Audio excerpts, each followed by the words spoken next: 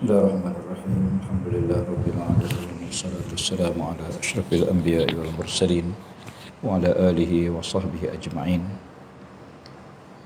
Fadhilul Imam, para pegawai masjid, para jemaah sekalian, alhamdulillah kita panjatkan syukur pada Allah Taala. Tengah hari ini kita dapat sama-sama iktikaf. Iktikaf salah satu di antara benda yang ada dalam Islam yang tak ada dalam agama lain. Di mana iktikaf ini menjadi suatu amalan Nabi sallallahu alaihi wasallam. Beza iktikaf 10 hari terakhir, kalau kita buka hadis Nabi, kita jumpa Nabi beriktikaf 10 hari terakhir Ramadan. Maksudnya 10 hari terakhir itu Nabi duduk dalam masjid. Nabi tak keluar pada masjid kecuali keperluan sekejap-sekejap, keluar, kemudian balik masuk, duduk dalam masjid. Begitulah. Zaman kita ni boleh jadi tak ada. Adalah semalam saya dengar 2-3 orang beriktikaf di masjid, dia tak keluar 10 terakhir, dia tak keluar pada masjid kecuali dia keluar untuk pergi mandi sekejap, kan masuk balik. Begitulah, tapi tak ramai. Jadi iktikaf yang ada zaman Nabi SAW 10 terakhir itu baginda duduk dalam masjid beribadah pada Allah secara khusus. Jadi ini kita iktikaf juga, tapi sekali-sekala bila kita masuk masjid, kita duduk, kita ni iktikaf lah. Jadi sahabat-sahabat sekalian, para ulama membahas masalah berhubung dengan amalan yang 10 terakhir Ramadan, yang dilihat bahawa Nabi SAW kata para sahabat, kami nampak beza amalan Nabi pada 10 terakhir. Baginda menggandakan ibadahnya. Ulama bahas apa yang beza 10 terakhir Ramadan dengan awal-awal Ramadan. Antara sebahagian besar para ulama berpendapat yang bezakan itu ialah, pertama, baginda tidak bersama dengan isteri sepanjang 10 terakhir Ramadan. Maknanya tak salah kita menggauli isteri sepanjang malam Ramadan, tetapi baginda SAW menjauhkan, tidak bersama dengan isteri pada 10 terakhir. Maksudnya nak menumpukan ibadah, nak tumpukan ibadah pada Allah Subhanahu Wa Taala. Yang keduanya ialah baginda bersungguh-sungguh dalam setiap suatu amalan tu, nampak bersungguh. Kita ni sebenarnya kita buat tapi tidak bersungguh-sungguh untuk buat. Dia lain kan. Sebab tu kalau kita tengok dalam Al-Quran, dalam surah Al-Waqi'ah, bila Allah Taala sebut dalam Quran, iza waqa'atil waqi'ah laisa liwaqa'atiha khafidatur rafi'ah. Allah Taala sebut akhirat besok manusia ni wa kuntum azwajan salasah, kamu dipecahkan 3 kumpulan. Akhirat besok kita ni dunia ada 2 kumpulan. Inna hadainahu sabil imma syakiran wa imma kafura. Kami beri petunjuk pada manusia dari hidup dunia, sama ada nak syukur pada Allah atau nak kufur pada Allah, 2 aja. Tapi di akhirat kita akan dipecah 3. Wa kuntum azwajan salasah. Kamu besok di akhirat akan dipecah pada 3 kumpulan. Ashabul yamin wa ashabul shimal dan al-muqarrabun. Ashabul yamin orang belah kanan, ashab shimal kumpulan kiri yang kafir, durhaka, syirik. Dalam kumpulan belah kanan tu ada satu kumpulan dipanggil al-muqarrabun. Siapa dia al-muqarrabun?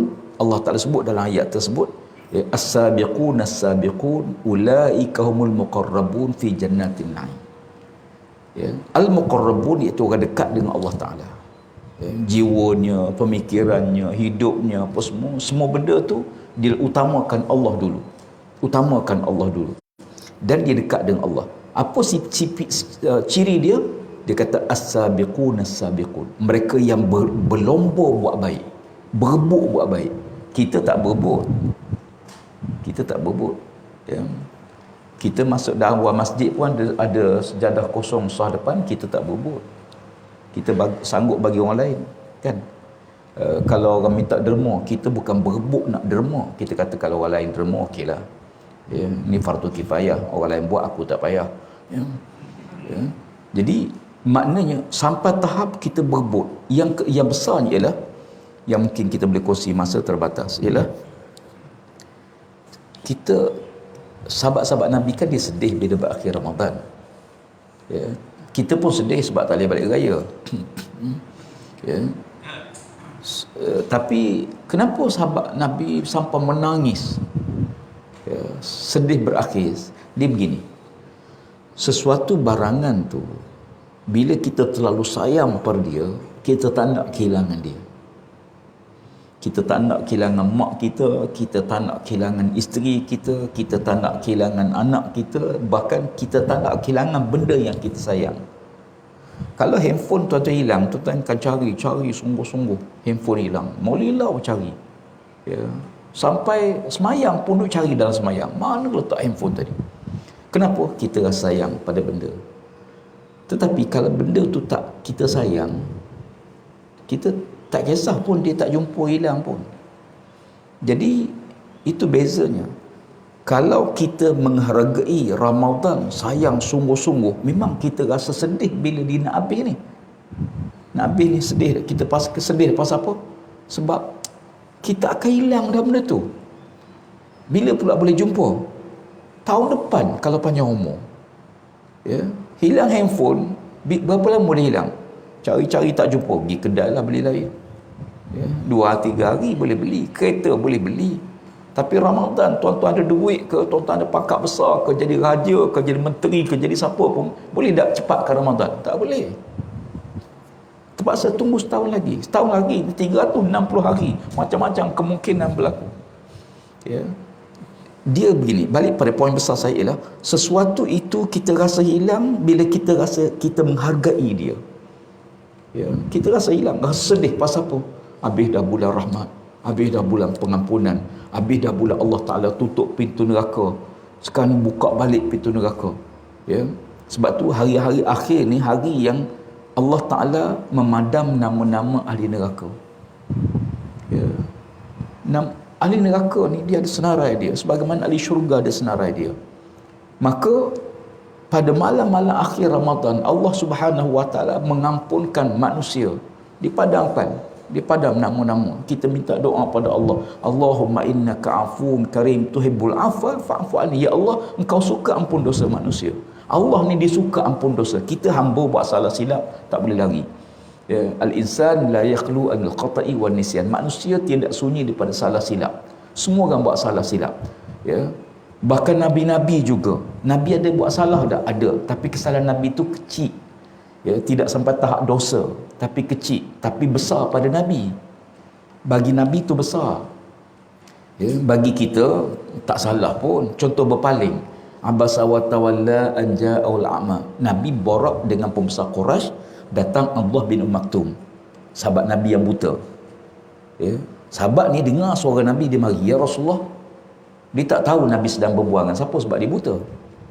Cuma dia dengar suara nabi, dia mari dekat nabi, dia kata, ya Rasulullah, ada ayat Quran baru turun tak?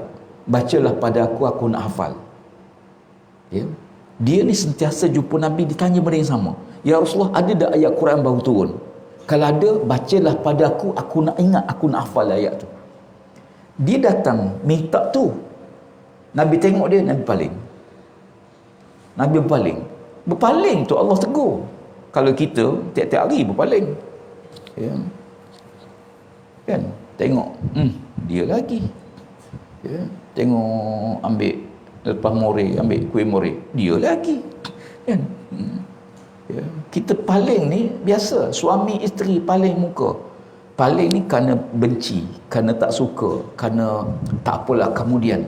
Nabi ni bukan benci pada Allah Maktum, dia bukan benci. Cuma dia kata tak apalah, lepas ni lah. Sebab dia orang Islam dah. Itu pun Allah tegur. Itu Nabi lah. Ya, maknanya sebab tu kadang-kadang bila kita manusia, kita buat salah silap, tak boleh elak. Tetapi Ramadan ini bulan yang Allah Ta'ala ampun setiap saat, tuan-tuan. Itu setiap saat. Yang ini tak ada selepas bulan Ramadan. Yang ini tak ada. Ya, Ramadan ni kalau kita pergi pasar raya, offer ni sepanjang tahun ke?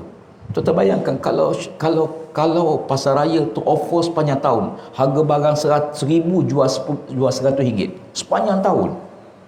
Orang tak percaya. Bohong, takkan sepanjang tahun. Ya, KPD HK pun dia akan bagi berapa lama untuk promosi. Okey, seminggu je.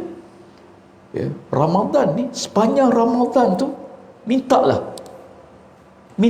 apa yang nak, mintalah. Asal benda tu harus, minta. Allah janji, Allah akan bagi.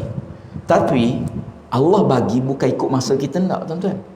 Allah bagi ikut masa yang dia nak. Masa dia nak bagi. Ya. Dan Allah akan bagi yang kita minta, masa dia tentu, apa dia nak bagi, dia yang tentu. Sebab tu kita hamba, minta je, tak apa. Sebab kalau Tuhan tak bagi hari ni, mungkin besok, mungkin lusa. Ya. Kalaupun Tuhan tak bagi kita minta, mungkin Allah bagi benda lain yang kita tak minta, tapi benda tu penting. Penting sangat. Ya. Saya yakin hari ni sekarang, kalau saya tanya tuan-tuan sekalian, siapa di antara tuan-tuan yang nak bertolak mari masjid tadi, doa pada Allah, ya Allah selamatkanlah perjalananku, ya Allah jangan aksiden tengah jalan, selamatlah nak pergi masjid semayang.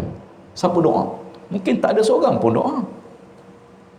Ya, tak ada seorang pun minta dengan Allah. Nanti kalau aksiden tak apalah sebab tak minta. Tapi Allah Ta'ala ganti yang kita minta kaya dulu. Ya Allah kayalah aku, ya Allah kaya aku, kan. Saya satu hari dulu cerita pengalaman masuk dalam Hijri Ismail. Ya, pas main sunat, ya, pegang Kaabah.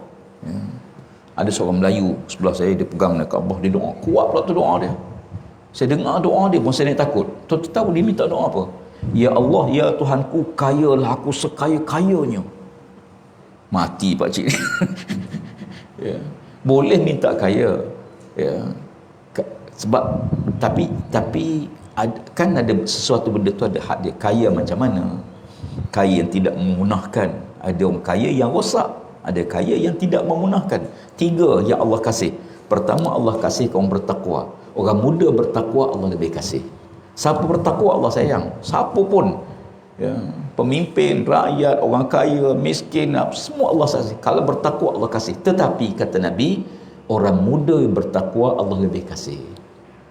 Pasal apa? Kerana biasanya orang muda ni umur dia masih panjang, tenaga masih kuat, semangat berkobar-kobar, nak cuba sesuatu. Ya. Tapi tak muda bertakwa pada Allah Subhanahu Wa Taala. Orang ni Allah lebih kasih. Yang kedua, Allah kasihkan orang yang tawaduk.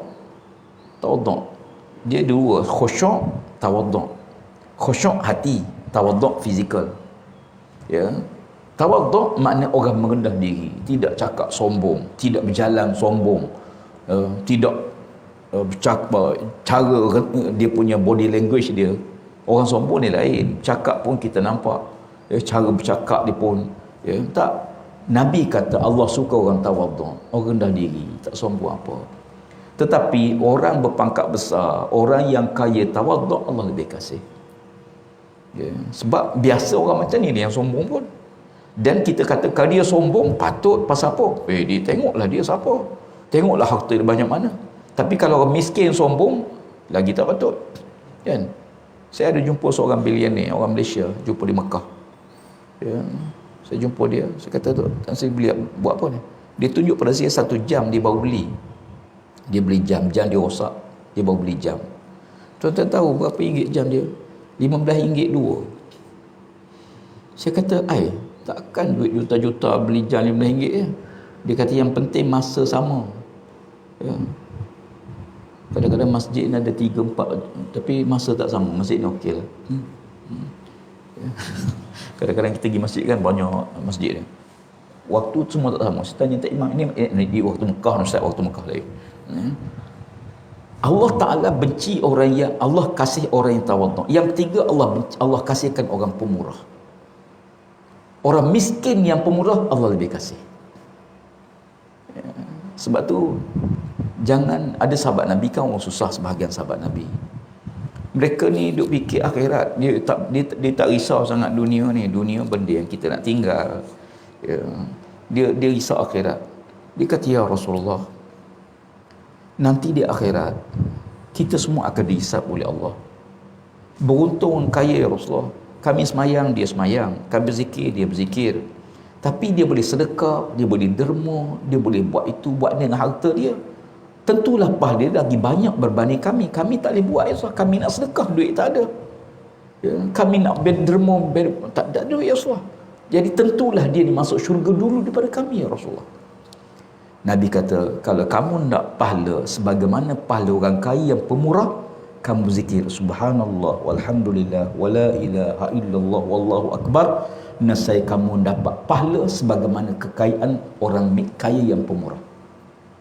Sahabat Nabi pun berzikir. Abu Hurairah, ni Al-Suffah ni, mereka yang 450 orang duk anjung rumah Nabi SAW, masing-masing berzikir subhanallah walhamdulillah wala ilaha illallah wallahu akbar. Tiba-tiba orang kaya dengar, orang kaya tahu, lalu orang kaya pun berzikir juga. Kita berzikir subhanallah, dia pun subhanallah juga. Maka mari berjumpa Nabi, ya Rasulullah, orang kaya berzikir juga ya Rasulullah.